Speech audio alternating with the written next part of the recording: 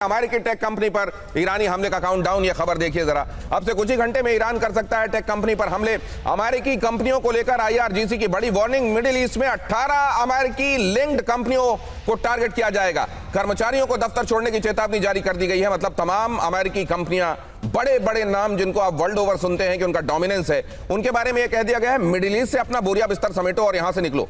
और अगर यहां से तुम्हारे लोग नहीं हटते हैं तो फिर वो जिम्मेदार होंगे अगर उन्होंने वक्त रहते इवैक्यूएट नहीं किया तो। एक तरफ डोनाल्ड ट्रंप का संबोधन होने वाला है, दूसरी तरफ ये इवैक्यूएशन के बारे में वार्निंग जारी कर दी गई है। मिडिल ईस्ट में उन तमाम जगहों को अब असुरक्षित बताया जा रहा है, वल्नरेबल बताया जा रहा है, जहां पर अमेरिकी निशान किसी भी तरीके के मौजूद हैं। और यहां आप देख रहे हैं कि जिस तरीके से नेवल चीफ को श्रद्धांजलि देने के लिए उनके जनाजे में भीड़ उमड़ी हुई है, मतलब वहां यूनिटी ऐसी हो गई है लोगों के बीच में जो इसके पहले शायद ही ईरान में कभी रही हो। ये हालात और अमेरिका के सामने मौजूद विकल्प।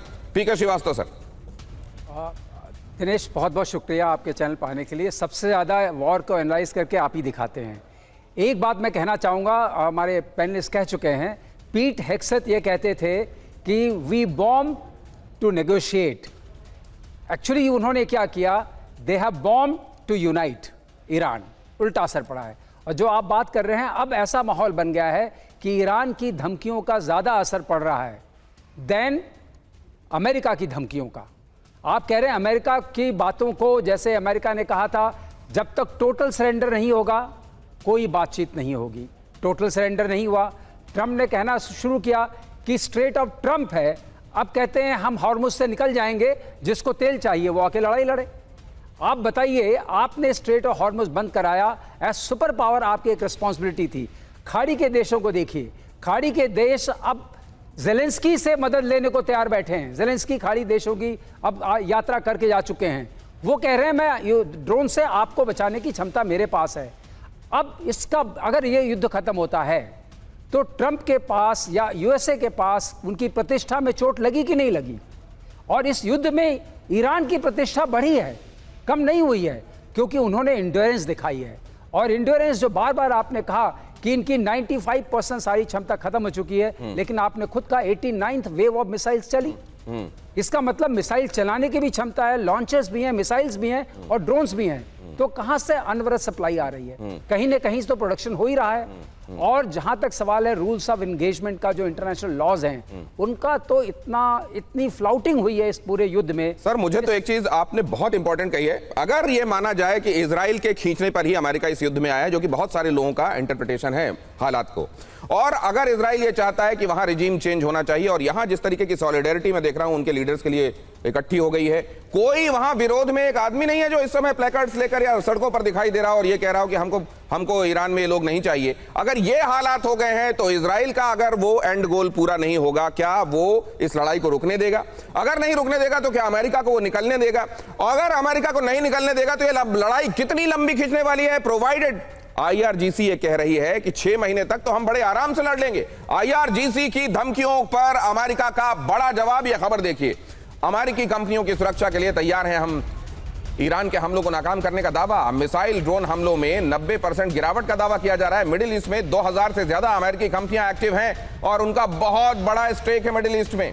मतलब ये एक तरफ तो ये कि आप देख रहे हैं कि मिसाइल और ड्रोन अगर 90% खत्म हो गए होते तो कम से कम ये तस्वीरें दिखा रही होती मिडिल ईस्ट में तमाम जगह हो या खासतौर से इजराइल में। आपको ये बताने के लिए काफी कि ईरान के पास पर्याप्त असलहा मौजूद है, और ये बताने के लिए भी कि वो बहुत प्रिसीशन के साथ हमले कर रहे हैं। अब अगर ऐसे में अमेरिका ये कह रहा है तो केवल अपनी इज्जत बचाने के लिए, साइकोलॉजिकल वॉरफेयर के लिए कह रहा है, या वाकई उसके पास ऐसी शील्ड है कि ईरान बेशक इन कंपनियों को टारगेट करे जो अमेरिका की प्रतिष्ठा से जुड़े हुए नाम हैं, बड़े बड़े नाम, क्या वाकई उनको बचा लिया जाएगा? क्या वहां पर लोग काम करते रहेंगे? क्या उनको इवैक्यूएट नहीं कराया गया? अरे अपने बेसिस को जब आपको छोड़ना पड़ गया, आपके मिलिट्री के लोग बेसिस से हटाए गए, तो क्या कंपनियां चलती रहेंगी? वहां पर आपके लोग काम करते रहेंगे और वाकई क्या उनको आप बचा ले जाएंगे?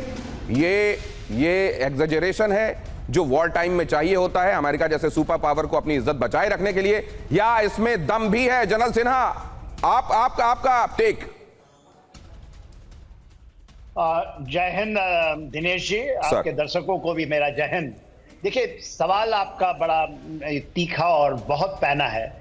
आपने पूछा है कि क्या ईरान के पास ऐसी शक्ति आ गई है कि वो इन चीजों को करता रहे और 6 महीने चले। मेरा आकलन तो यही कहता है। देखिए, ये जब आप एसिमेट्रिक वॉरफेयर में, आपको ऐसा नहीं कि आपका रिट्रीब्यूशन एब्सोल्युटली जिस तरह से पागलपने की तरह 7000 टारगेट में जा करके आप सिविलियन को मारते हैं या यही करते हैं।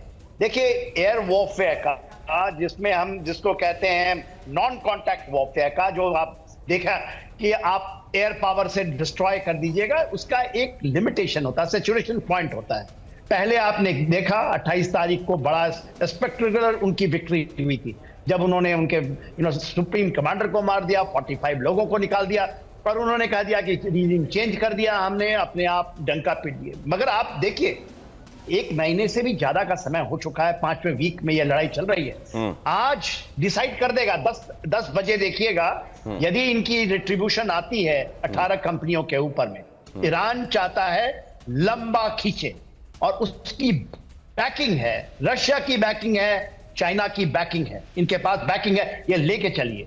आज ही ये कहा जा रहा है चेचन रेबल्स भी आ रहे हैं यहाँ पर, इंडक्ट हो जाएंगे यदि अमेरिका ग्राउंड ऑपरेशंस का। ग्राउंड ऑपरेशन डिसाइसिव फैक्टर होता है, और ग्राउंड ऑपरेशंस यदि आप कर ले कि हम स्टेट ऑफ हॉर्मुज के 1-2 द्वीप को पकड़ ले, खर्ग को पकड़ ले, that is not the ground action.